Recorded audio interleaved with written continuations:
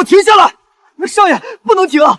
前面就是三岔口了，再耽搁下去，为了去长平侯府迎娶县主娘娘的吉时，带侯爷灌醉下来，我们可担不起啊！就是因为这顶轿子拖慢了行程，今日是我双喜临门的日子，一边是侯府千金，一边是这个连路都认不清的傻子，带着他，难道要全京城都看我新科探花的笑话吗？可是少爷，苏家那边毕竟对您有恩，当年若不是苏家小姐替您挡了那碗毒汤，您也考不了探花。今日若把她揉下，传出去，怕是对您清誉不损。恩，我忍了他10年，早就还清了。他现在就是一个智力只有7岁的废物，我堂堂新科探花，怎能让一个傻子做我的正妻？侯府县主才是我的良配，把这累赘给我留在这里。景琛哥哥，外面好黑，打雷了，莹莹怕，我们不玩捉迷藏了，好不好？谁跟你在玩？苏若莹，你看看你现在这副蠢样，今日是我大喜的日子，你非要在这泥地里给我触霉头是不是？可是今天是我们成亲的日子呀。哥哥以前说过，等莹莹长大了，青梅熟了，就娶莹莹回家。莹莹没有触霉头，莹莹给你带了你最爱吃的桂花糖，哥哥吃了糖就不生莹莹的气了，好不好？滚开！别拿这种脏东西来恶心我。糖，哥哥的糖碎了，莹莹排了好久的队才买到的。莹莹没有触霉头，莹莹给你带了你最爱吃的桂花糖，哥哥吃了糖就不生莹莹的气了，好不好？滚开！别拿这种脏东西来恶心我。糖，哥哥的糖碎了，莹莹排了好久的队才买到的。阿福，把轿夫和护卫全都带走，跟我去长平侯府迎亲，把他一个人留在这儿，是死是活，让他自己走回苏家去。少爷，这可是荒郊野岭，这么大的雨，苏小姐神志不清，万一遇上野兽或者歹人，他若是死了，正好解了我的后顾之忧。走。景琛哥哥，你丢下莹莹了，好冷，莹莹找不到回家的路了。有灯，有人家，莹莹可以躲雨了。督主，前方路边突然出现一个衣衫不典的疯癫女子，直奔我方车队而来。荒郊野岭，恐是方才那些余孽派来的刺客探子，属下这就去处理，绝不惊扰督主歇息。既然不知死活，便处理了吧。今夜，本督不想再听见任何聒噪的声音。遵命。什么人敢擅闯锦衣卫车驾？拿下！督主息怒，属下办事不力，这就将这疯女子拖下去，严加处置。大哥哥，你受伤了，是不是很疼呀？莹莹给你呼呼，娘亲说过，呼呼痛痛就飞走啦。大哥哥乖，大哥哥不哭哦。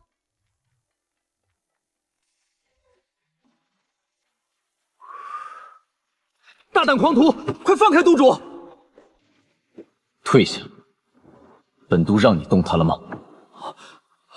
属下该死。你不怕我吗？为什么要怕？大哥哥长得这么好看，就像画里的神仙一样。不过，怎么现在怕了？滚开！别弄脏了我的。大哥哥，你脸上流血了，是不是有坏人打你了？谁打的大哥哥？你告诉莹莹，莹莹帮你去鸟他。母亲说，打人的都是大坏蛋。你到底是谁派来的？敢在本督面前装疯卖傻，你可知诏狱里有108种酷刑等着你？疼，大哥哥，你捏疼莹莹了。莹莹没有装疯，莹莹叫苏若莹。今天是莹莹出嫁的日子。既然是出嫁，为何深更半夜孤身一人在这荒郊野岭？景琛哥哥嫌弃莹莹，他说莹莹是连路都认不清的傻子，会让他丢脸。他带着迎亲的队伍走了，去接别人了，别莹莹了。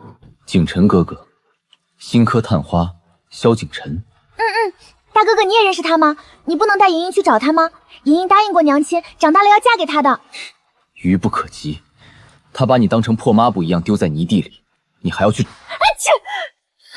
好冷，大哥哥，莹莹好冷。督主，这女子看来是个心智不全的弃妇，并非刺客。荒郊野外，雨势渐大，不如属下将她扔到路边避雨的破庙里，任其自生自灭，免得耽误了我们回京的时辰。带上车。对不起，大哥哥，莹莹把你的大屋子弄脏了。擦干，别把风寒传染给本都。大哥哥，你为什么对我这么好呀？景晨哥哥说我这样的傻子，走到哪里都会被人嫌弃的。因为他眼睛瞎了。大哥哥，你比景晨哥哥好，你受伤了没有哭？莹莹给你呼呼过了，明天就会结痂的。傻丫头，在这吃人的京城里，傻子是活不长的。恭迎都主回府。大哥哥，这是哪里啊？这里是都督府，从今往后便是你的家。都主，这位姑娘是？怎么，本都带什么人回府，还需要向你交代？老奴不敢，老奴该死。传令下去，收拾出主院旁边的揽月阁，吩咐后厨熬一碗姜汤，再请太医。任何人若怠慢了他，严惩不贷。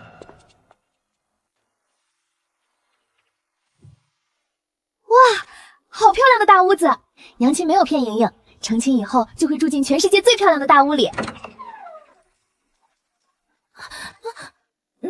奴婢伺候姑娘洗漱，姑娘万福。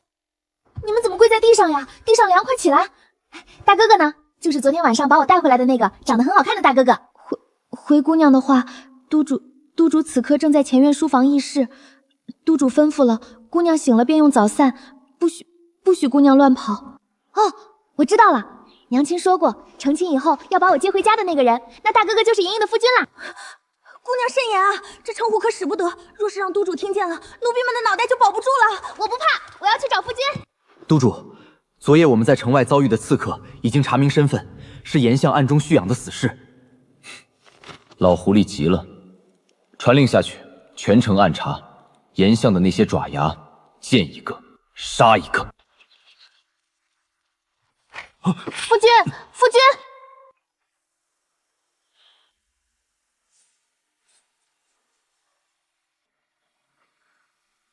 你叫我什么？夫君呀，娘亲说了，昨天是我出嫁的日子，谁在风雨里用大马车把我接回家，谁就是莹莹的夫君。荒谬！本都不是你的夫君，昨夜只是顺道救了你，你莫要再次装疯卖傻、胡言乱语。大哥哥，不对，夫君是不是也像景晨哥哥一样，嫌弃莹莹是个连路都认不清的傻子？莹莹很乖的，莹莹吃的很少，莹莹还会画画，你不要赶莹莹走好不好？查清楚他的底细了吗？回督主，查清了，此女名叫苏若莹，乃是城东太上寺少卿苏大人的嫡女。7年前，她为了救当时的未婚夫萧景晨，误食了带有剧毒的鸡汤。虽然侥幸保住性命，但毒性伤及脑髓，智力便永远停留在了7岁。为了救萧景晨，那为何昨夜会被丢在荒郊野外？那萧景晨高中探花后，嫌弃苏姑娘痴傻，认为她配不上自己。昨夜本是他们大婚之日，萧景晨却同时迎娶了长平侯府的县主为平妻。为了讨好县主，他竟在大雨中强令迎亲队伍抛下苏姑娘的喜轿，扬言让她自生自灭，死了也活该。好一个忘恩负义的新科探花，7岁的心智护着一个畜生10年，换来的却是大婚爷爷被弃若敝屣。夫君，你是不是生气了？莹莹不吵了，你别赶莹莹走。苏若莹，听好，我叫顾燕慈，是掌管诏狱的大理寺卿，不是你心心念念的景晨哥哥，更不是你的夫君。这里是都督府，到处都是吃人不吐骨头的恶狼。你苏家虽然将你视为弃子，但等雨停了，本都会派人将你送回苏家，或者送去一处安全的庄子。我不要回苏家，后娘会用针扎我，妹妹会抢我的糖，他们都骂我是傻子。景晨哥哥不要我了，现在大哥哥也不要我了，莹莹是不是真的很招人烦呀？禀督主，城中生变，严相的死士因为昨夜刺杀失败，正在全城秘密搜捕昨晚可能目击刺杀的活口，而且什么？说！而且萧景晨那边似乎怕自己抛弃救命恩人的丑事败露，影响他在朝中的清誉，竟暗中派了侯府的杀手去三岔口寻人。他们下了死命令，若是找到苏姑娘，就地灭口，伪造成遭遇劫匪的假象。好啊，一个想要杀人灭口，一个想要保全清誉，真当这京城是他们只手遮天的地方了。督主，苏姑娘现在成了众矢之的，若是将她送出府去，恐怕不出半条街就会横尸街头，我们该如何处置？夫夫君，传本督令，封闭都督府大门，未登本督手令，任何人不得擅入一步。督主，您的意思是哪里也不去？本督倒要看看，在我的地盘上，严相的死士和萧景琛的狗腿子，谁敢动他一根头发？夫君最厉害了，夫君会打坏人。哼，真是想不明白，咱们督主是何等尊贵的人物，就算不娶公主郡主，也该是名门闺秀，怎么偏偏在府里养了个连话都说不明白的傻子？今儿个喂他吃燕窝，他非说那是白木耳，还闹着要吃外头那种沾着灰的麦芽糖，真是上不得台面。你不要命了？督主昨儿个发了话，谁敢怠慢他，剥皮抽筋。你管他是不是傻子，好好伺候着就是了。我也就是跟你抱怨两句，你看他成天在这府里没大没小的乱跑，还一口一个夫君的乱叫。咱们这都督府是什么地方？规矩大过天，尤其是督主的前院书房，那可是绝对的禁地。听说上个月有个洒扫的婆子不小心越了书房的红线，直接被拖去诏狱，打断了双腿。这傻子毫无规矩，我看啊，他早晚要闯出掉脑袋的大祸来。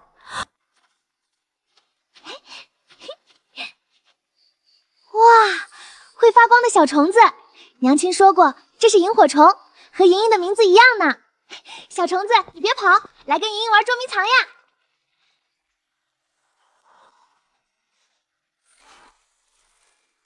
哎呀，小虫子怎么飞到那个黑乎乎的大屋里去了？里面好黑，小虫子会害怕的。不行，莹莹得去把它救出来。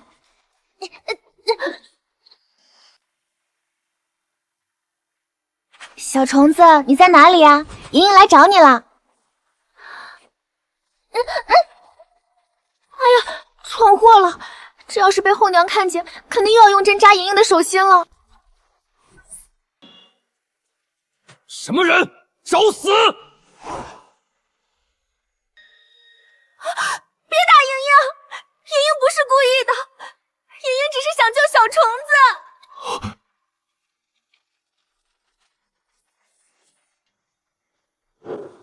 督主，属下该死，竟让苏小姐闯入了禁地。你们是干什么吃的？本督说过，这书房是禁地，禁地！地上的这些账册是本督熬了2个月才理出的一点线索。现在全乱了，全毁了！属下万死，督众息怒。这苏姑娘毫无心智，根本不懂规矩。属下这就将她拖出去严惩。把她给我。夫君别生气，莹莹知错了，莹莹这就帮你把这些画片重新叠好。夫君之前叠的太难看了，乱七八糟的，难怪夫君会生气呢。放肆！你这疯妇，还不快住手！那是督主的绝密文书，岂容你随意翻弄？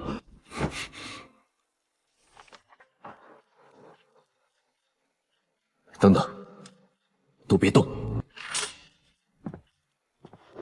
苏若莹，你在干什么？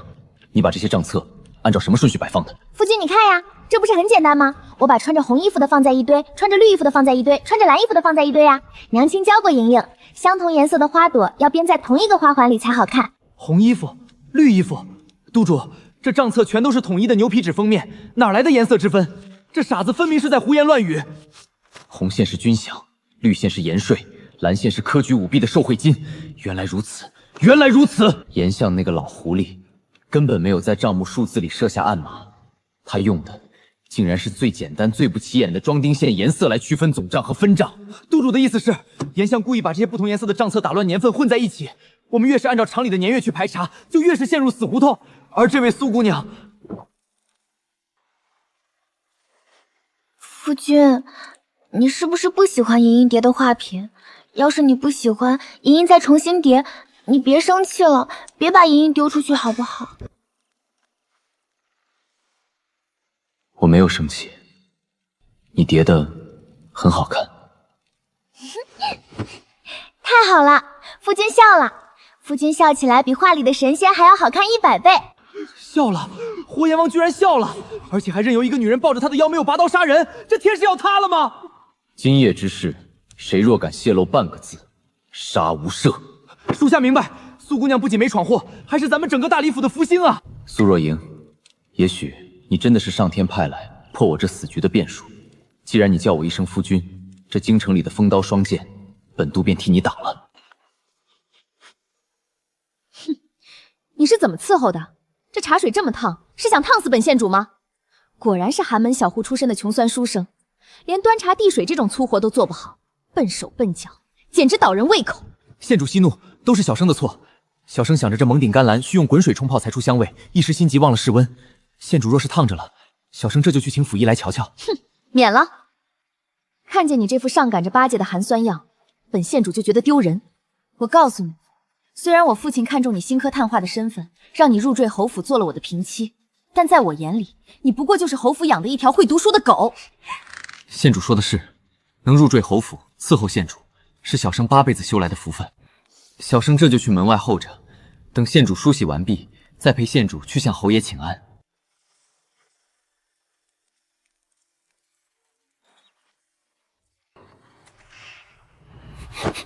少爷，您受委屈了。这县主娘娘的脾气也太……闭嘴！侯府也是你能非议的。只要能拿到侯爷手里的资源，让我在这京城官场平步青云，这点委屈算什么？韩信尚能受胯下之辱，我萧景琛总有一天要让这贱人跪在我脚下唱征服。是，少爷英明。只是，少爷，昨夜派去三岔口寻人的暗卫回来了。怎么样？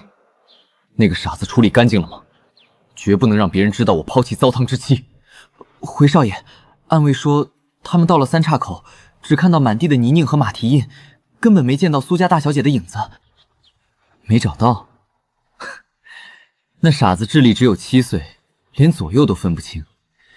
这会儿估计早就不知道掉进哪个臭水沟里淹死了，或者被山里的野狼啃得连骨头渣都不剩了吧。少爷说的对，那等痴傻之人，离了少爷您，在这世上根本活不过一晚。其实那傻子虽然蠢，但对我倒是死心塌地。现在他大概正在阴曹地府里哭着喊景琛哥哥吧。哈哈，这就是命，他活该。画个大大的圆脑袋，再画一把长长刀，这就是大哥哥。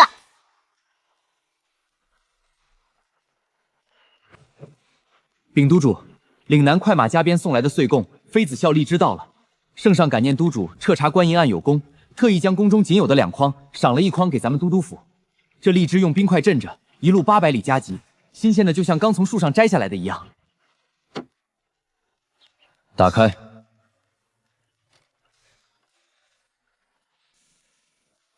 督主，属下这就吩咐后厨的丫鬟将这荔枝剥好去核，再盛在白玉碗里，给您端上来。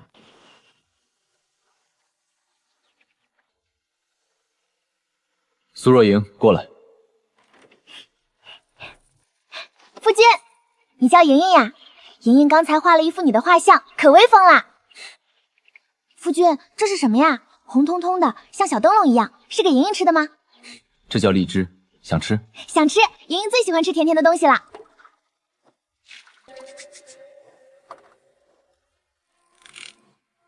天哪，督主可是连圣上赐宴都懒得动筷子的人，他现在竟然在亲手给一个女人剥荔枝，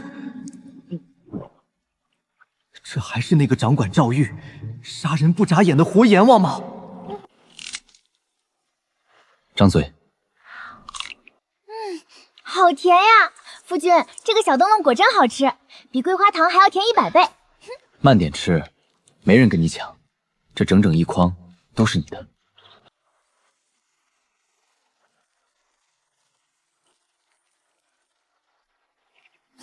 夫君，你也吃。纽钦说，好东西要和最亲的人一起分享。夫君对莹莹最好，夫君吃第1口。苏姑娘不可，督主生平最厌恶甜腻之物，从不吃这些。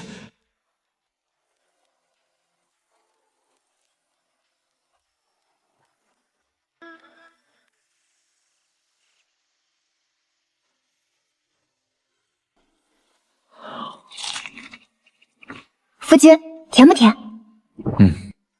很甜。夫君最好啦！莹莹以后要把全世界最甜的东西都找来给夫君吃。没规矩。坐好，还想不想吃了？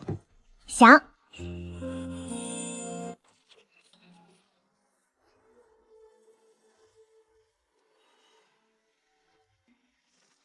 老奴叩见大长公主殿下，殿下千岁千岁千千岁。晏慈呢？让他出来见我，我倒要看看，他这去了一趟城外办案，究竟带了个什么上不得台面的狐妹子回来，竟惹得满京城风言风语。回殿下的话，督主他一早就被圣上紧急召入宫中议事了。那位苏姑娘，此刻正在揽月阁。哼，苏家那个被退婚的傻女，燕慈真是疯了。我顾家满门忠烈，她更是深得皇恩，怎能容许一个心智不全的弃妇毁了名声？去，把她给我带到正厅来。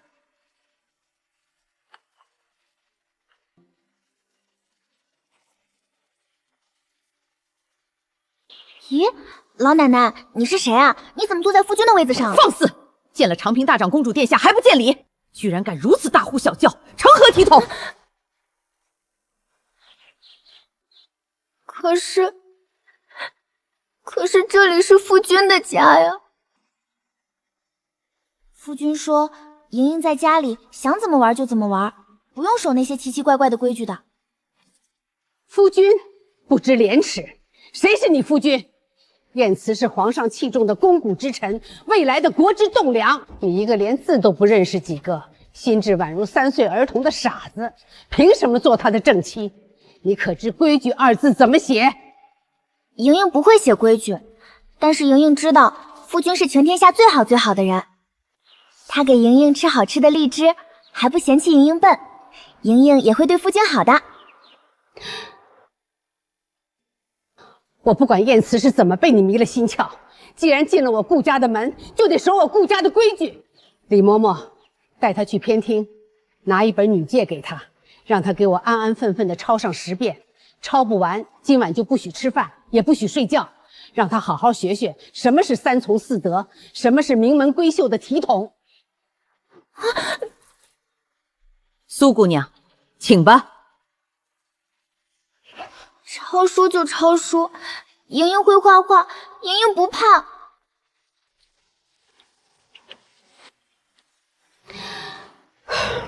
没用的东西，一点力道都没有，捏得我更疼了，都滚下去！殿下息怒。老奶奶，你是不是腿疼呀？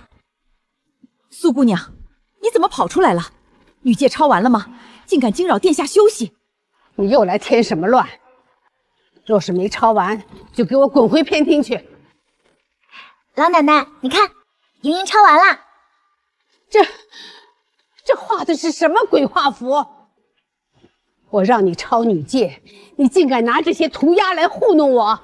不是鬼画符，莹莹认识的字不多，抄不完那些长长的话。但是莹莹听到嬷嬷说老奶奶每到下雨就会腿疼，莹莹就画了这本按摩图册。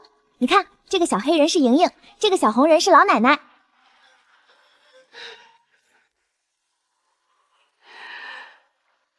老奶奶，你别生莹莹的气了，莹莹手很巧的，莹莹帮你按按，你就不疼了，好不好？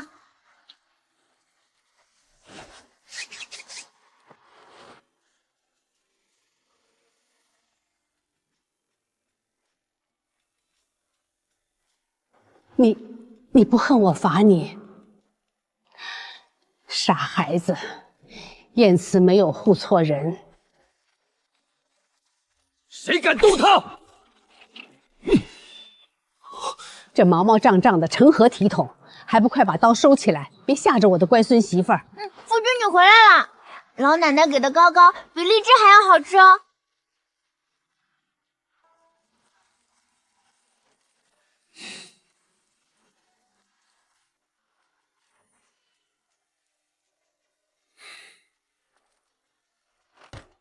燕慈给祖母请安，谢祖母疼她。起来吧，你这眼光比你爹当年强。这丫头是个有大福气的，以后谁要是敢在这京城里欺负我顾家的孙媳妇儿，我这把老骨头第一个不答应。你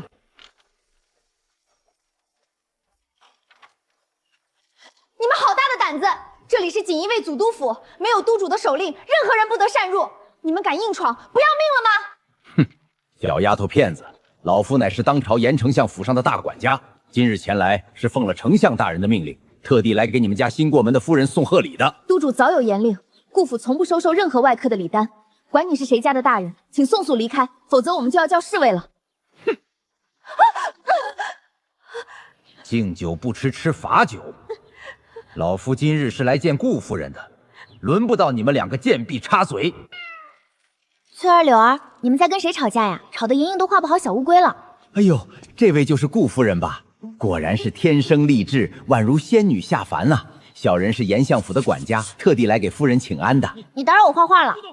严相府，我不认识。夫君不在家，你走吧，我要回去画画了。夫人留步。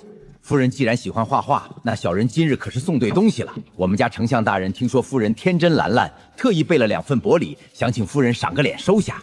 只要夫人点点头，这些宝贝就全都是夫人的了。夫人请看，这是我家相爷的一点心意。夫人有了这些，想买多少糖葫芦，多少漂亮衣服，那还不是一句话的事儿。只要夫人收下，以后顾督主和我们严相那就是一家人了。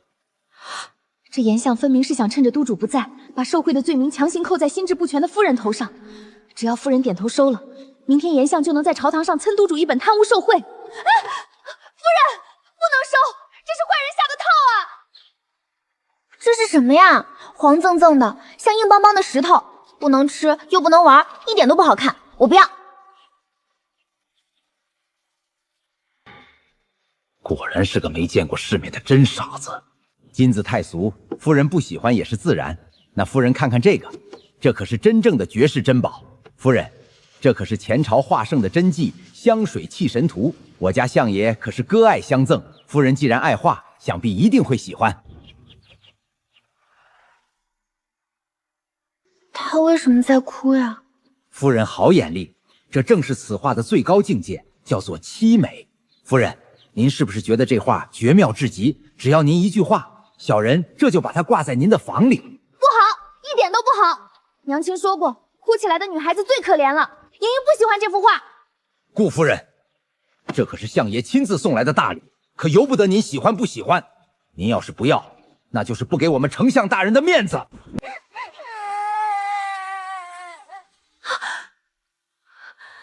他不想哭，莹莹要让他笑。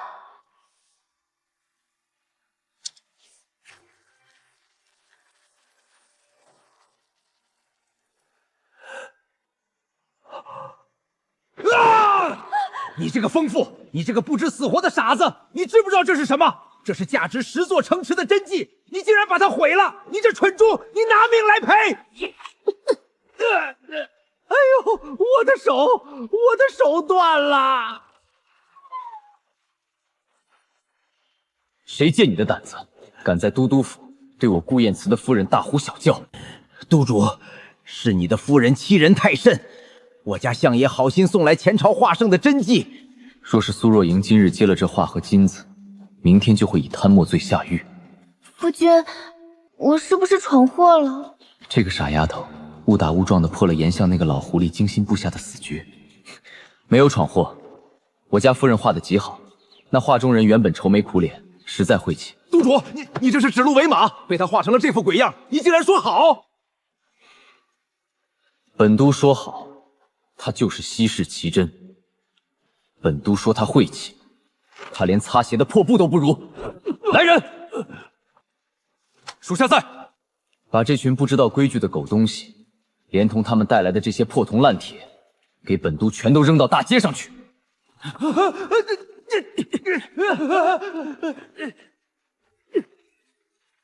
扔出去！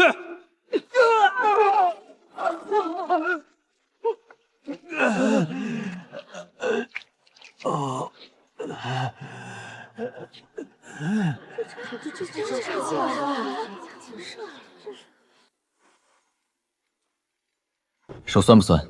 走，夫君带你去后院洗手。今日你立了大功，想吃什么，夫君都让人给你做。莹莹想吃叫花鸡，还要吃城东李婆婆家的糖葫芦。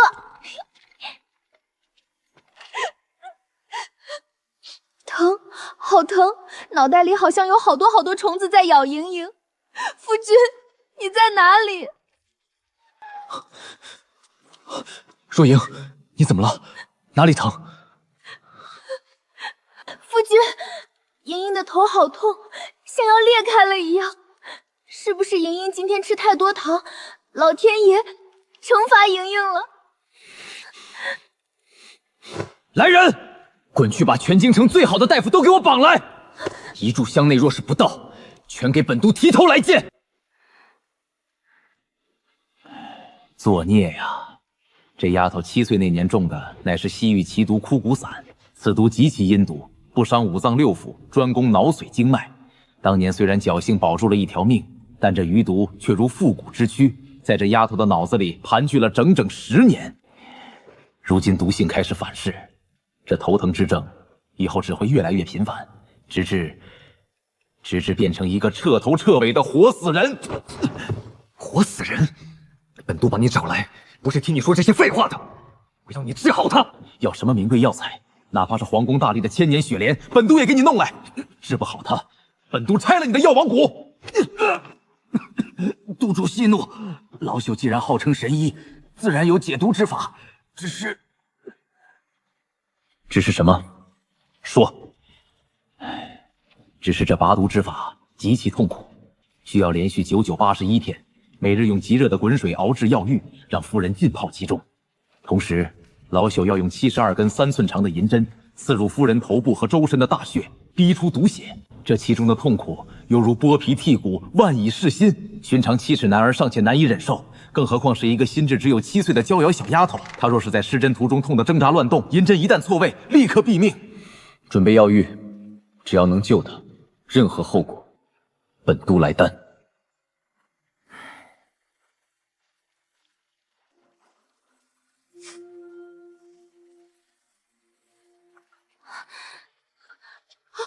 我不要，莹莹不要洗黑水，那个水像怪物一样，会把莹莹吃掉的。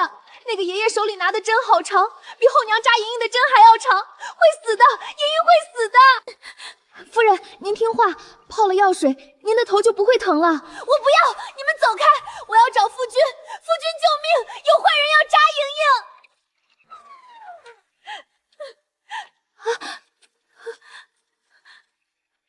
你们都退下，薛旦一留下准备施针。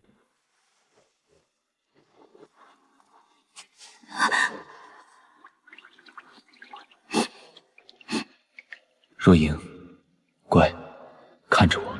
夫君，那个水是黑的，针好长，莹莹怕疼，莹莹可不可以不治病？不行，你必须治，因为我顾燕慈的夫人，绝不能永远被人当成一个可以随意欺凌抛弃的傻子。我要你清清醒醒的活着，看清楚这世间所有的好与坏。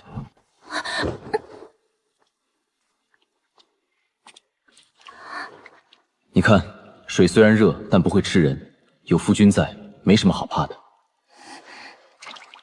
疼，好疼！夫君救我！都总，按住他，绝不能让他动弹分毫。薛神医，施针。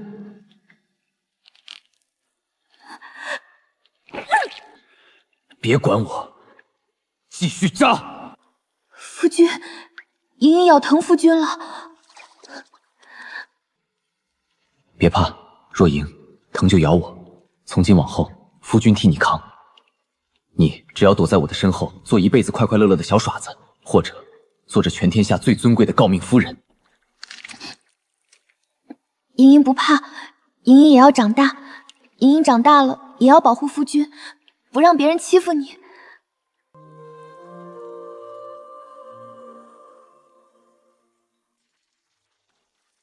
督主，严相那个老狐狸反扑的极狠，若不是您早有防备，恐怕垂死挣扎罢了。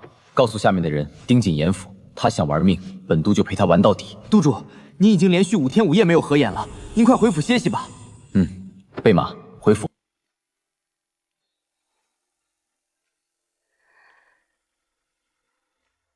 傻丫头，怎么不去床上睡？夫君，你回来啦！怎么大半夜的还在折这些东西？手不疼吗？不疼呀，给夫君折的，再多也不疼。不疼。翠儿说，如果在纸上写下愿望，折满1000颗星星，老天爷就会帮人实现愿望的。我知道夫君在做很危险的事情，我帮不上夫君的忙，只能每天折星星。每一颗星星里，我都写了愿顾燕慈岁岁平安。本都的命，既然是若雨许的愿，夫君便好好留着这条命，守你一辈子。夫君说话算话，等我的病全好了，我也要像书里写的那样，和夫君一生一世一双人。好，一生一世，只要你一个。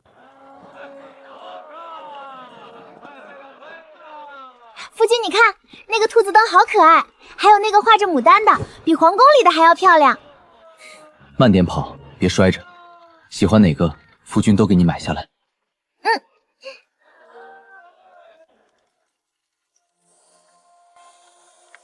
哇，夫君，那个灯会跑哎，好神奇，好漂亮！各位客官，这盏七彩走马灯，谁若是能用这把百制强弓，站在百步开外，一箭射断悬挂花灯的那根细如发丝的红线，就归谁。夫君，那个红线太细了，风还那么大，我们去买别的灯吧。那个兔子灯也挺好的。你刚才叫我什么？夫君呀，弓来！这位爷，这弓可是极品玄铁打造，重达100斤，你可千万小心，别闪了腰。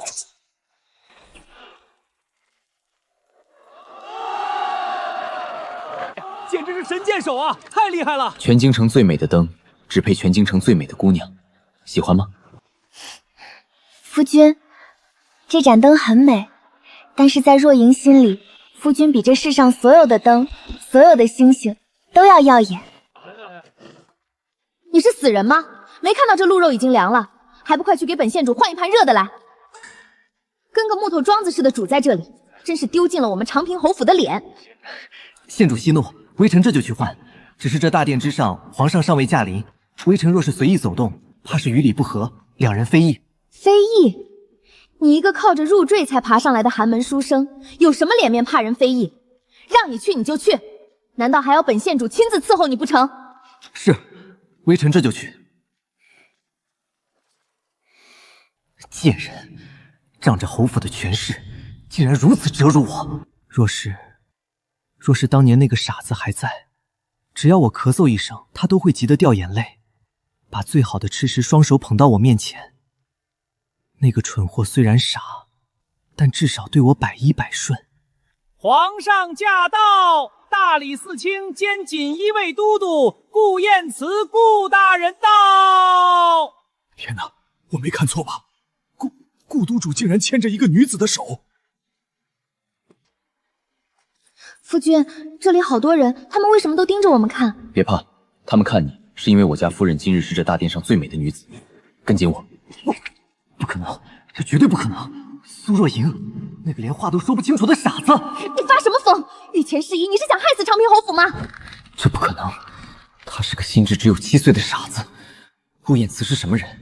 怎么可能看得上我萧景琛不要的人？一定是认错人了，一定是。夫君，那个白白的糕点看起来好好吃。张嘴，小心烫。好甜，夫君你也吃。好，慢点吃，没人跟你抢。是他，真的是他。他不仅没死，甚至连那股傻气都褪去了大半。我抛弃他才1个多月，他竟然成了顾燕慈的掌上明珠，凭什么？他本来是我的，他那双眼睛以前明明只能看着我一个人。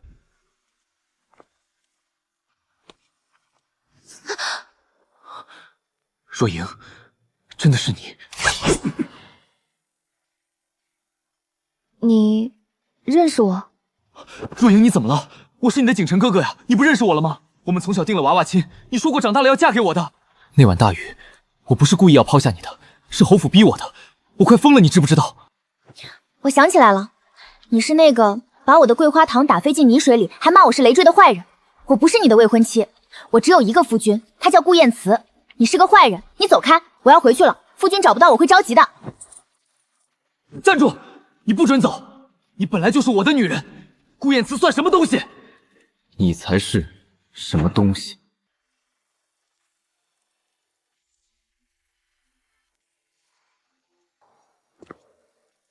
本都刚才问你，你是个什么东西？敢拦我顾燕慈的夫人？顾督主，下官翰林院修辩萧景琛，下官并未冲撞顾夫人，只是遇到故人叙叙旧罢了。夫君，你来啦！怎么去了这么久？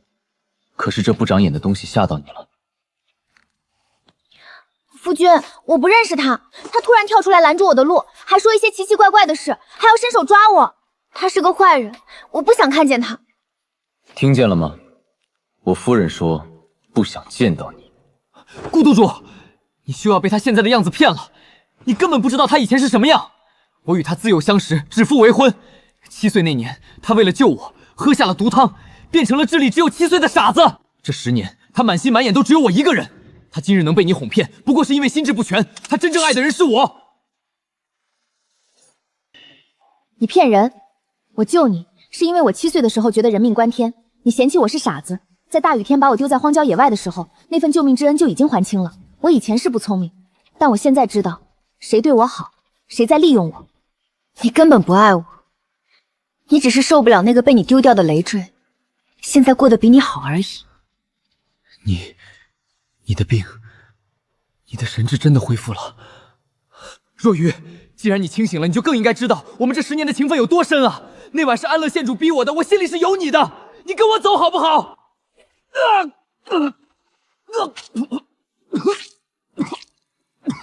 本官的夫人，也是你这等蝼蚁敢碰的。顾燕慈，你竟敢在皇宫内院私自动用武力殴打朝廷命官！我要到皇上面前参你一本，我要告你仗势欺人，强占别人未婚妻。朝廷命官，你是在说你那曲正6品的翰林院修筑吗？本都今日就算在这里把你拆骨剥皮，皇上也不会多说半个字。至于强占未婚妻，萧景琛，你那晚丢下他去迎娶长平侯府县主的时候，全京城的人都知道你与苏家恩断义绝了。现在，她是我大理寺卿顾燕慈明媒正娶、皇上亲笔御赐的正一品诰命夫人，你算什么东西，也敢在这儿攀咬？哎呦，顾督主，这是发生什么事儿了？皇上见您和夫人许久未归，特命老奴来瞧瞧。李公公来得正好，这新科探花萧景琛不仅在御前饮酒失仪，而且胆大包天，竟敢在宫闱禁地，借着酒意公然调戏纠缠1品诰命夫人。本都看他神志不清，便稍微教训了一下。大胆狂徒，简直是色胆包天！皇室宫闱岂容你这等斯文败类撒野？来人呐！在！皇上有旨，今夜乃是大喜之宴，不可见血。将这不知死活的萧景琛当场扒去官服，摘下乌纱帽，褫夺其翰林院修筑一职，立刻乱棍打出皇城，永不录用。不，公公饶命，顾督主饶命！下官没有调戏顾夫人，下官冤枉啊！若云，你替我求求情啊！我好不容易才考上的探花，我不能失去官职啊！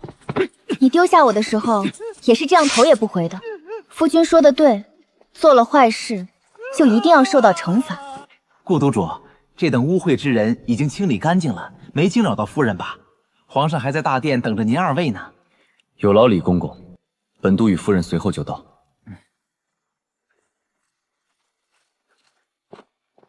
刚才那番话可是真心话，当真对他再无半分留恋。真心话。夫君，我以前脑子坏掉了，分不清谁好谁坏，但是现在我清醒了，我知道是谁在黑夜里把我接回家，是谁给我熬苦苦的药，又是谁为了我不怕得罪坏人。夫君，我只留恋你。好，不然招惹了本都，这辈子你都别想再看其他男人了。走吧，夫君带你回家。督主，出大事了，天塌了！严相那个老匹夫，他竟然狗急跳墙，联合了边关的守将，伪造了您与北狄国师暗中勾结、意图谋反的密信。他们买通了宫里的太监，直接将铁证呈到了御前。谋反？他倒是真敢下血本。皇上怎么说？圣上生性多疑，看到那些伪造的北达印信，当场震怒，不仅摔了御宴，还下令褫夺了您的官职和锦衣派兵权。此刻，御林军统领正率领3000精锐，将咱们都督府团团包围，要将您打入大理寺最底层的死牢，听候3、4会审呀，督主。本都知道了，御林军破门还需要多久？最多半炷香的时间。督主，留得青山在，不怕没柴烧，属下这就掩护您从密道杀出去。愚蠢！本都若是逃了，这通敌叛国的罪名就彻底坐实了，顾家世代忠良的名声也会毁于一旦。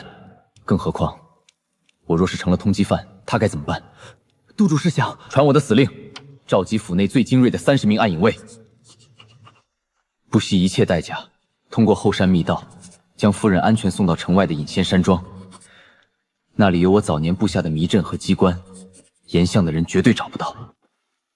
夫君，你快看，第1000颗星星我折好了。翠儿说的对，只要折满1000颗，神明就会听到我的愿望，夫君以后再也不会遇到危险，永远平平安安的啦。我们家若无真厉害，有你向神明祈求，夫君一定长命百岁。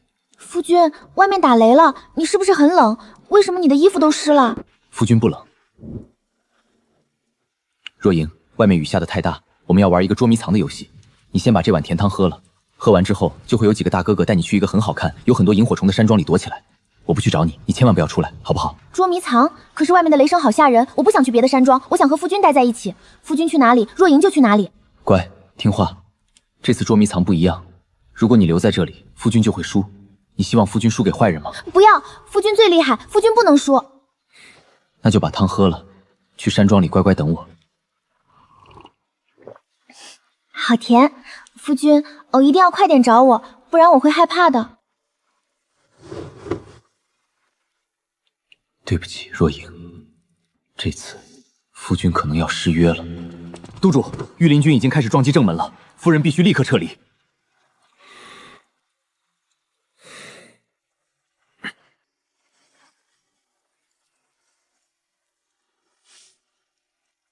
把这个放在他的枕边。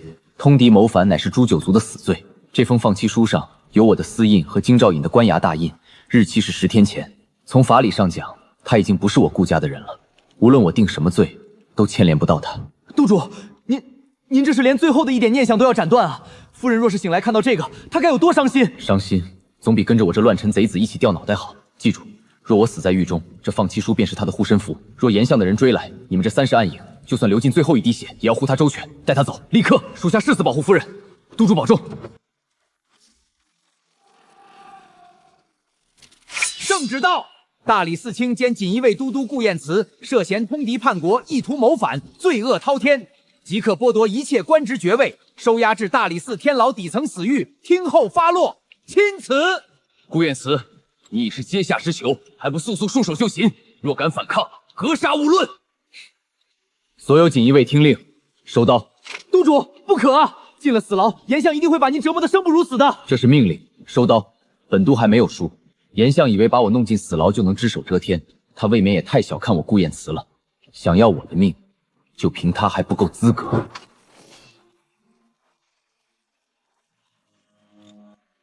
本都跟你们走。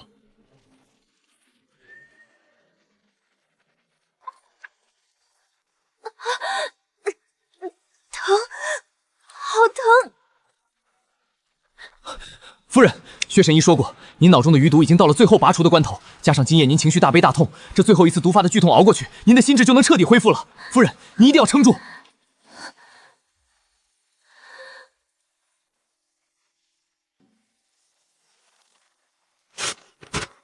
什么捉迷藏，什么不要我了？顾燕慈，你这个大骗子！你以为一封按了手印的破纸就能把我从你身边推开吗？你把我当成什么人了？夫人，督主也是为了您好。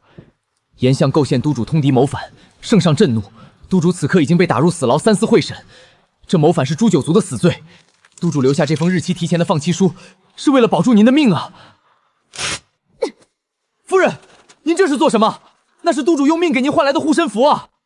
我苏若莹的命是他给的，没有他，我在这个世上就是一具行尸走肉。他若是死了，我绝不独活。备马，我要回京城。不好，是严相派来的死士，他们竟然这么快就找到了这里。夫人，您快从密道离开，属下誓死挡住他们。若莹，我们又见面了，看来连老天爷都在帮我啊！萧景晨，是你把严相的杀手引到这里来的，你出卖了夫君的行踪。哈哈哈哈哈！夫君，若莹，你清醒一点吧！顾燕渠那个乱臣贼子，现在已经被扒了官服，像条狗一样，他马上就要被千刀万剐，诛灭九族了。你的靠山倒了。不过你放心，我萧景晨念在旧情的份上，不会让你给他赔账的。我虽然被他害得丢了官职，但我已经投靠了严相，只要你乖乖听话，跟我回去做我的通房小妾，把我哄高兴了，我自然会保你一条命，总好过你被卖进教坊司吧。竟敢对夫人出言不逊，我杀了你！若莹，你那夫君现在自身难保，我看今天还有谁能来救你？你本来就是我的，乖乖跟了我吧。你别过来，你可以放过我，我什么都答应你。这就对了嘛，早这么听话多好。那顾燕慈有什么好？哪有我懂得心疼人？你算什么东西，也配提他的名字？他就算在死牢中，也是顶天立地的英雄，而你，就算穿上龙袍，也是个只能躲在暗处摇尾乞怜的东西。你疯了！你敢杀我，严相的人是不会放过你的。杀你，我都嫌脏了我的手。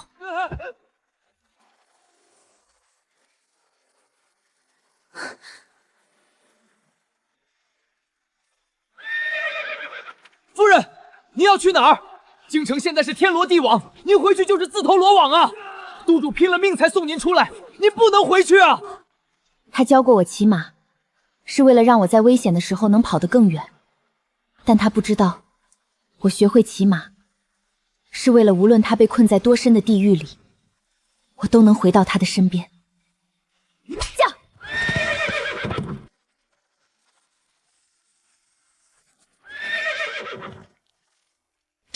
什么人竟敢擅闯皇城武文禁地？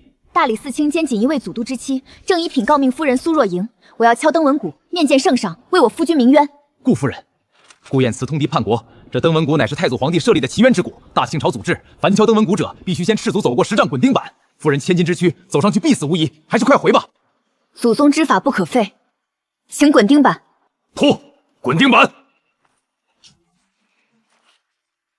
夫君，你替我挡了那么多的风雨，今天轮到若莹来保护你了。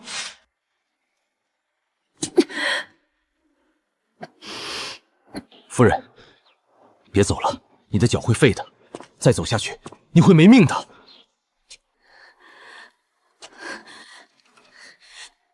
大理寺卿顾燕慈之妻苏若愚敲击登文谷，告当朝丞相严崇贪赃枉法、结党营私、构陷忠良，求圣上明鉴。哪里来的鼓声？登文谷，居然有人敲响了登文谷！皇上，怕是有人午门外胡闹。登文谷30年未响，敲响要走滚钉板的，常人怎能忍受？臣这就派人去带到大理寺问明缘由。太祖遗训，登文谷响，皇帝必须亲自过问。朕倒要看看是谁有这么大的胆子和骨气，敢走那10丈钉板。苏家的那个傻子，他怎么可能走得过钉板？臣妇苏若莹叩见皇上，吾皇万岁。你就是顾燕慈那个心智不全的夫人。你可知，敲响登文谷，若是所告不实，可是要受凌迟之刑的。臣妇的心智早已在夫君的救治下恢复，臣妇所言句句属实。严相构陷我夫君通敌谋反，不过是为了掩盖他自己的滔天大罪。皇上明鉴，此女是在胡言乱语，她不过是个被退婚之人。顾燕慈为了活命，竟然指使她来敲登文谷，简直是藐视皇恩。臣恳请皇上立刻将此女拿下，严加审问。皇上，半月前，夫君整理严相暗纵，陷入死局。臣妇发现严相暗码不在文字，在装订线的颜色，红线是西北军饷，绿线是江南盐税，蓝线是科举赃银。严相打乱年份州府，不按颜色区分，根本算不清。请即刻搜查相府书房暗格，必有分账本和彩色丝带为证。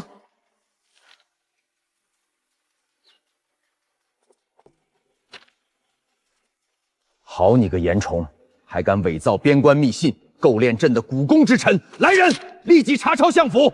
啊！皇上饶命！皇上饶命啊！臣冤枉啊！皇上，臣妇的夫君是清白的，求皇上救救他，别让他在牢里受苦。太医，快传太医！李公公，立刻拿着朕的金牌去大理寺，把顾燕慈给朕放出来。他若少了1根头发，朕要大理寺上下陪葬。顾夫人，您这脚底的伤深可见骨，太医千叮咛万嘱咐您在偏殿静养。皇上已下圣旨，老奴定会把顾督主完好无损的请出来。您何苦亲自遭这遭罪，下等阴冷阿扎的死牢啊？有劳李公公了，但我等不及，我要在夫君睁开眼睛的第一时间让他看见我。我要亲口告诉他，他没有输，我们赢了。夫人重情重义，老奴敬佩。快了，就在前面最上面的那间玄字号死牢。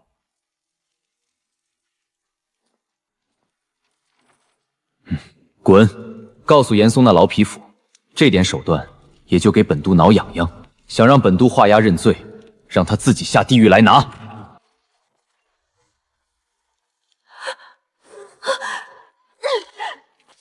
夫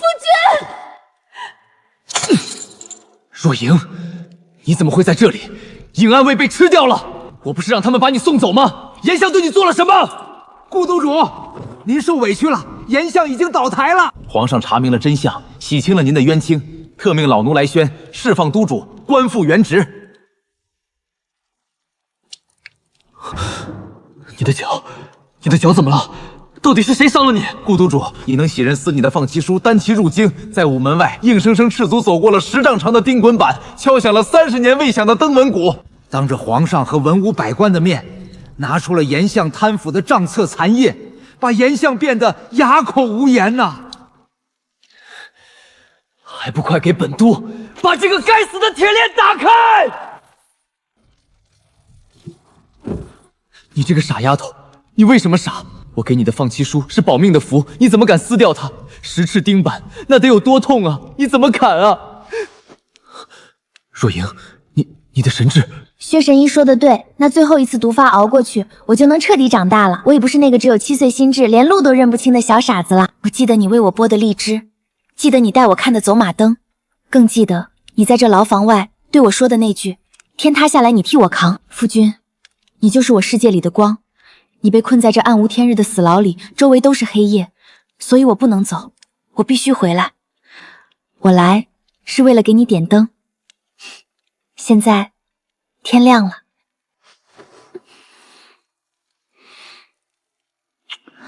好，既然你执意要闯我这修罗场，那我顾燕慈今日对天发誓，此生此世，皇权必落，我都绝不会再放开你的手。你若要天下这太平，我便为你速朝朝堂；你若要这世间繁华，我便捧到你眼前。严上家住在本都身上的每一边，本都都会千百倍的讨回来。李公公，带路，本都要带夫人回家。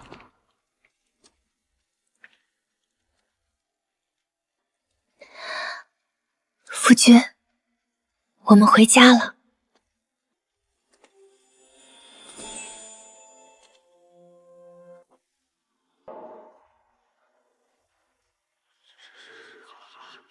皇上明鉴，那顾燕慈的夫人分明是受了顾燕慈的指使，故意用什么颜色的丝线来栽赃陷害老臣呐！那不过是装订工匠一时的失误，怎能作为贪腐的去铁证？求皇上不要听信那丰富的一面之词，寒了老臣的心啊！是不是栽赃？等御卫军从你相府搜查回来，自然见分晓。严嵩，你若是清白的，朕自然会还你公道；可你若是真把国库当成了你自己的私囊，启奏皇上。大理寺卿兼锦衣卫都督顾燕慈，顾大人在殿外求见。顾督主不是被关在死牢里吗？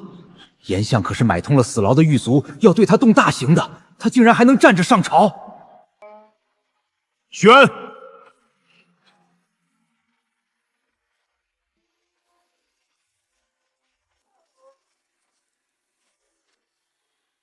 微臣顾燕慈叩见皇上，吾皇万岁。顾爱卿，你受苦了。朕听闻尊夫人为你敲响了登闻鼓，朕已下令彻查。你今日上殿，可是有话要说？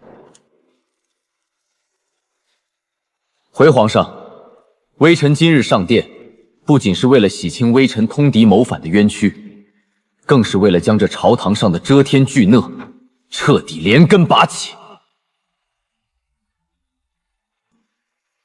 顾燕慈，你休要血口喷人！你勾结北狄国师的密信还摆在皇上的御案上，你才是那个乱臣贼子！皇上，微臣在入狱前便已察觉严相的阴谋。微臣让夫人带出来的账册残页，不仅指明了贪腐的线索，更是微臣留给暗影卫的暗号。昨夜，就在严相以为大局已定，相府守卫最翁水之时，微臣的锦衣卫暗探已经潜入了严相书房的密室。你说什么？皇上，这木匣之中装的才是真正的通敌密信，是严嵩近年来为了垄断江南盐铁走私，暗中与北狄皇室互通书信，出卖大庆边关布防图的铁证。每一封信上都盖着他严相的私印。李公公，给朕呈上来。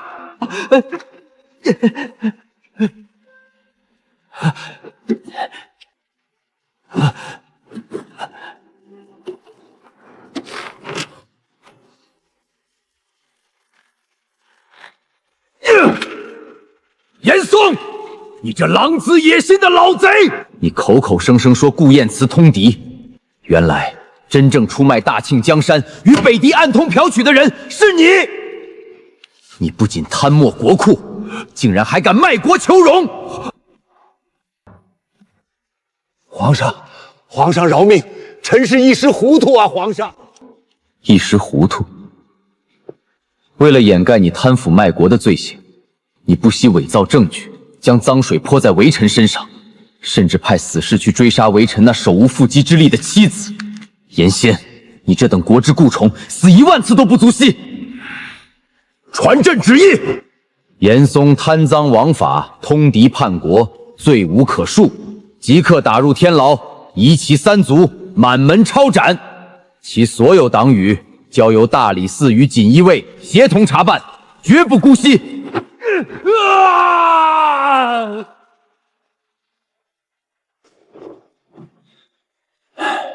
顾爱卿，这一次是你受委屈了。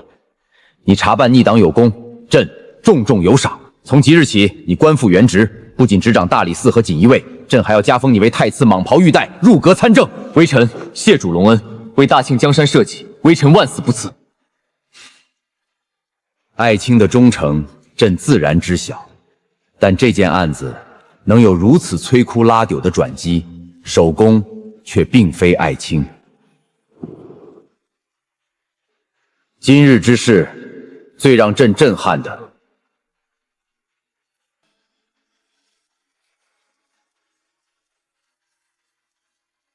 她一介女流，为了替夫君鸣冤，为了保全忠良，竟敢赤着一双脚走过那长达10丈的滚钉板。那等锥心刺骨之痛，满朝7尺男儿有几人能承受？苏轼若莹虽曾遭逢磨难，却有一颗至纯至孝、刚烈无双的赤子之心。他不仅用旗帜识破了严嵩的账册暗码，更以血肉之躯捍卫了人间正道。传朕旨意：大理寺卿顾燕慈之妻苏轼，忠肝义胆，贤良淑德，实乃天下女子之典范。特亲赐苏轼为正一品诰命夫人，赐金册金印，赏黄金10000两，东珠100壶，良田1000顷，赐御医3名常驻顾府，务必用最好的灵丹妙药治好夫人的伤势。钦此。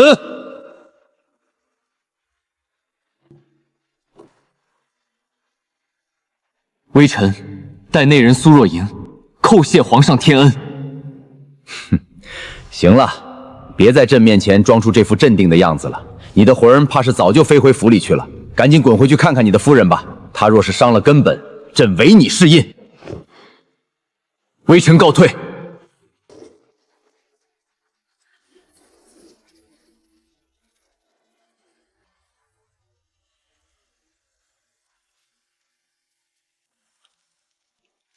奇迹，真是苍天有眼，医学奇迹呀！薛神医，他到底如何了？为何昏睡了整整3日还不醒？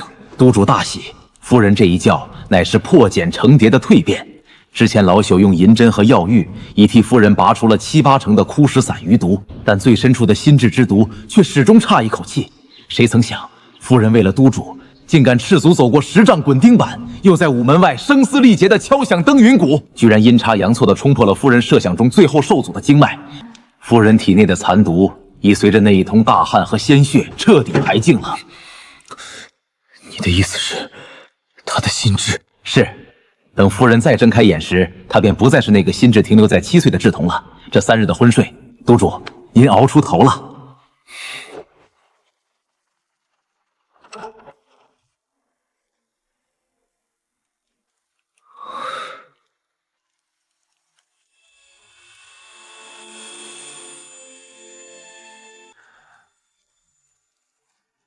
若莹，你醒了，还认得我吗？是不是伤口又疼了？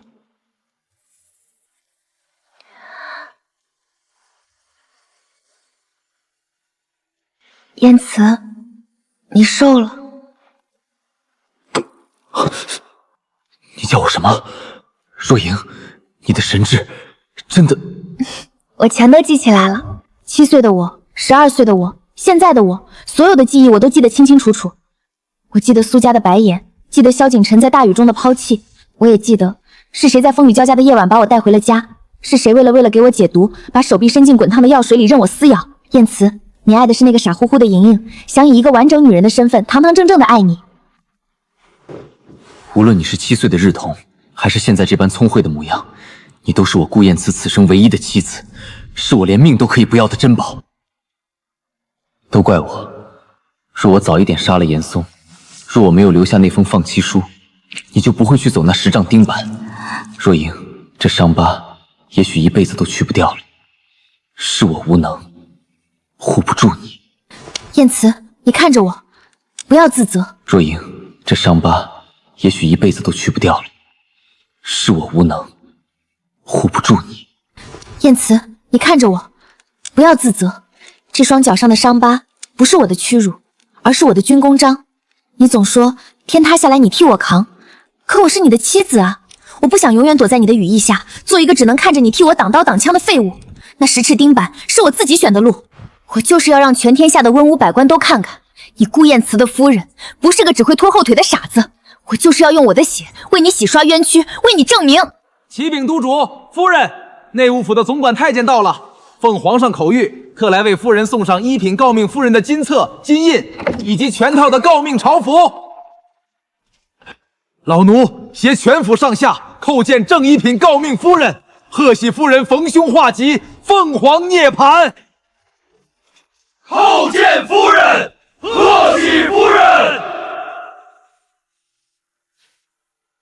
都起来吧，从今往后，顾府上下一荣俱荣，一损俱损。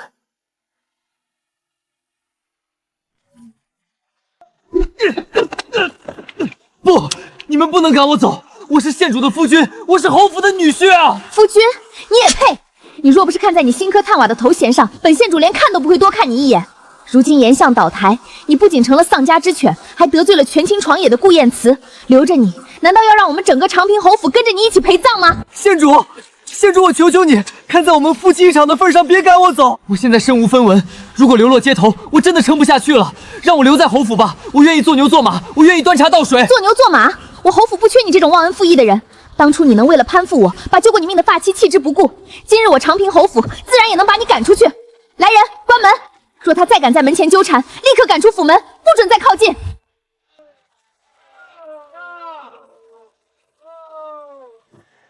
你们听说了吗？大理寺顾都种的那位夫人，不仅不是傻子，反而是个智勇双全的奇女子啊！她赤足走过10丈滚钉板，敲响登文鼓，那一地的血印子，连皇上看了都动容。可不是嘛！皇上金口玉言，亲赐她为正1品诰命夫人。听说顾都主把她宠上了天，这几日连早朝都告了假，日夜守在床前亲自喂药。这位苏夫人当真是飞上枝头变凤凰，苦尽甘来了。要我说，最可笑的还是那个被革职的萧景琛，简直是有眼无珠，放着这么一个对他死心塌心，甚至能为夫君拼命的绝世珍宝不要，非要嫌弃人家，去给侯府当上门女婿。竹篮打水一场空，成了一个天大的笑话。我到底干啥？那本来就是我的妻子，那本就是为了我去敲登文固，为我舍生忘死的女人，是我亲手把她推给了顾燕慈，是我毁了自己的一切。若莹那么爱我，她只是生我的气了。只要我认错，只要我求她，她一定会原谅我的。她以前连我说一句重话都会难过半天，她怎么可能真的不要我？来者何人？都督府重地，闲杂人等一律不准靠近，滚开！若莹，我错了，你出来见见我好不好？若莹，我是你的景琛哥哥，我知道错了，我真的知道错了，我不该在雨夜把你丢下，我不该嫌弃你，我现在什么都没有了，我不要功名了，我也不要侯府了，我只要你，你出来看看我啊，若莹！放肆！我家夫人的名讳也是你这等丧家之犬敢叫的，再敢在此地污言秽语，老子直接一刀劈了你！我不走，若莹不出来见我，我就跪倒在这里。若莹，你看看这个同心结，这是你亲手给我编的。你说过等青梅熟了就要嫁给我，你说过一辈子只对我好的，你不可能忘的。若莹，求求你再给我一次机会，我愿意用我的下半辈子来赎罪。温度刚好，张嘴，把这半碗吃了。太医说你气血亏损的厉害，必须好好补补。启禀督主，夫人，那个被革职的萧景琛不知发了什么疯，此刻正跪在咱们府门外的大雨里。他手里拿着个破布团，哭着喊着要见夫人，说要给夫人赎罪，哪怕跪死也不走。府门外的百姓都聚过来看热闹。好一个不要命的狗东西，还敢来恶心他！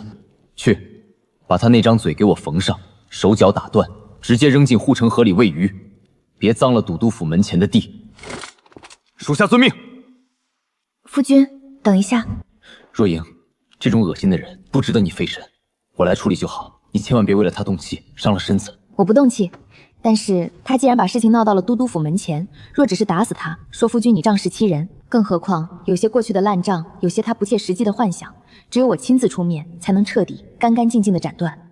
我要让他知道什么叫真正的绝望。翠儿，备伞，更衣，我要去府门外。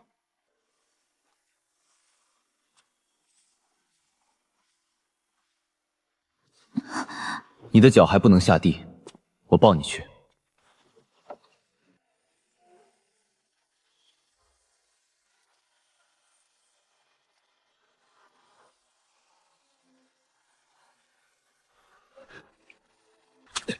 若莹，若莹，你终于肯出来见我了，我就知道你心里还是有我的，你不可能那么狠心丢下我的。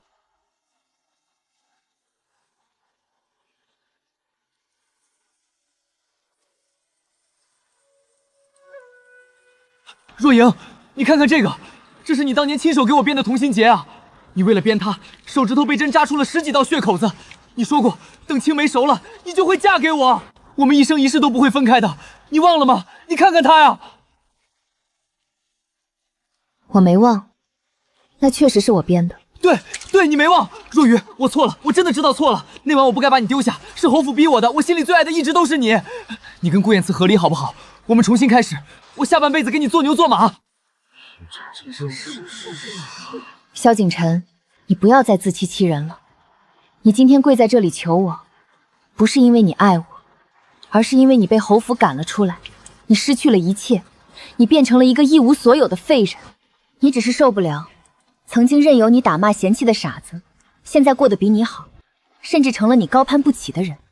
不是的，不是这样的，我是真心悔过的。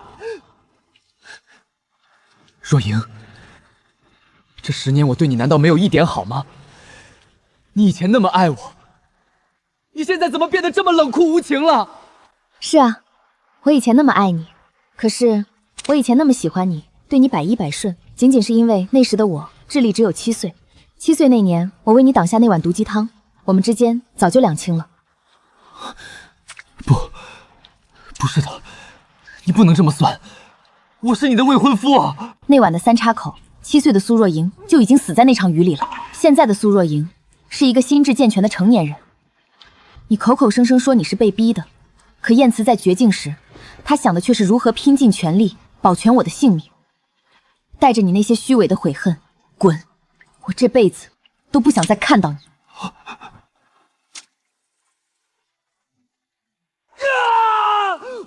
为什么会这样？我到底干了什么啊？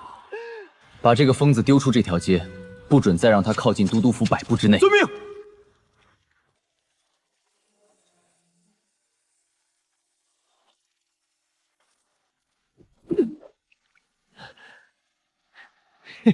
我中探花了，我要娶县主了，我是侯府的女婿。不对，若愚你在哪里？哥哥给你买糖葫芦吃。哈哈哈，我是一品诰命夫人的夫君，你们都给我跪下！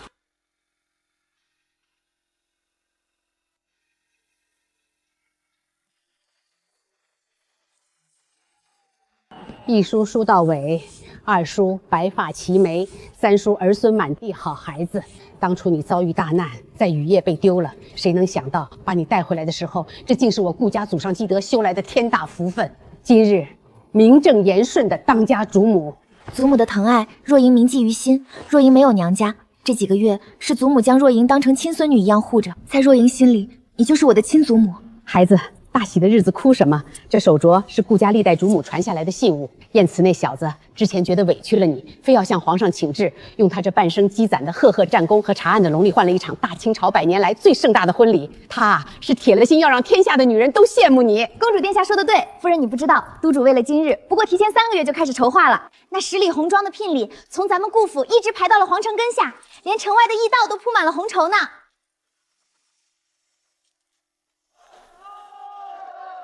我的老天爷，这哪里是臣子成亲，这排场简直比太子娶妃还要气派啊！你们看那一箱箱的东珠和南海珊瑚，怕是把国库都搬空了吧？你懂什么？顾都主为了这场大婚，可是向皇上上了请愿帖子，以江山社稷之功聘苏氏若英为妻。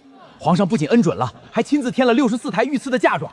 顾都主这是要向全天下昭告，苏夫人是他拿命在宠着的女人。吉时已到，请新郎官踢轿门，迎新娘下轿。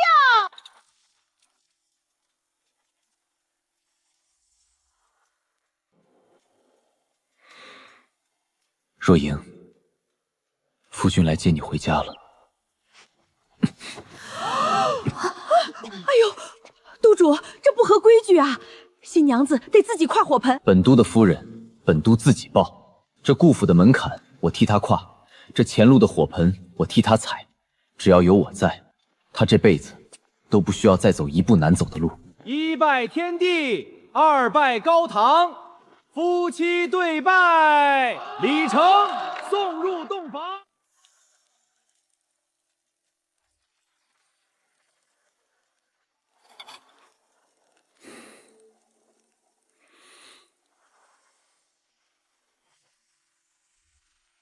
夫君，你再这么看下去，龙凤烛都要燃尽了。交杯酒，还喝不喝啦？若英，我还记得初见你那晚是个极其雷雨交加的暗夜，你满身泥泞地闯入我的车架，用一双极其干净的手捂住了我带血的伤口。那时我以为你只是一个连路都认不清的傻子，可后来我才明白，你是我这半生杀戮与黑暗中唯一穿透原层的光。那晚你叫我一声夫君，我顾燕慈便用这一生一世来还。我不后悔那晚迷了路，如果不曾在那场大雨中被抛弃，我也不会遇到这世上唯一愿意用命来护我周全的神明。眼神没有丝毫畏惧，反而充满了与他并肩的神明。燕慈，无论前路是朝堂的腥风血雨，还是人间的市井烟火，只要你在，我便无所畏惧。你护我半生纯真，我伴你一世长安。